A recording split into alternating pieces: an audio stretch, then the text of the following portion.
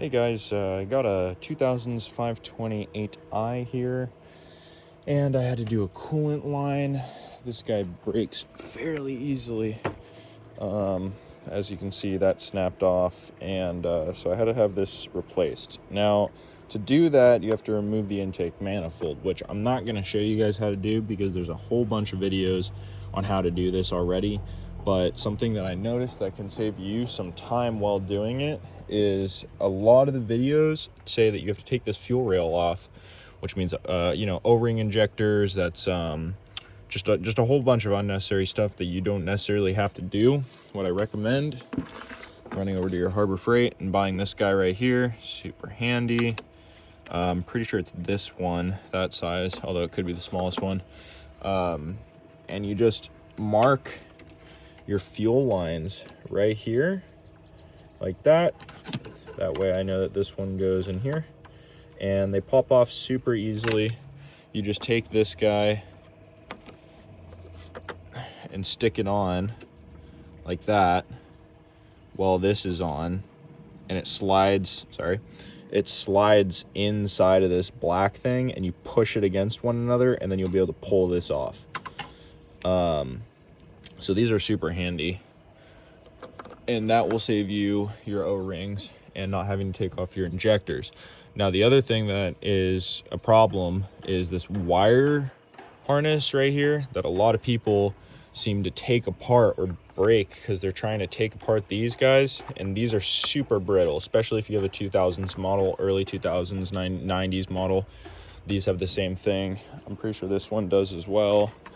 No, okay, that one doesn't have it, but that's probably because I already broke it. But anyway, these come off super easily. All you have to do is get let me find it, one of these guys, and preferably one of these guys. Actually, sorry, I lied. You want a 90 and a hook. That's what I found best useful. Now, I'm not going to be able to do this with one hand, but basically you're going to sit up over the fuel rail, and you're going to take your hook like this. Let me put one down. And you're going to stick your hook in here and pull like that and pop it to the side. And then all you're going to do is just take this 90 and stick it through that like there, right there. And then you just take this other one right here, and you do this for each one of the injectors. I can do it in like 2 minutes. It's super quick if you get used to it. And you just take this hook like that.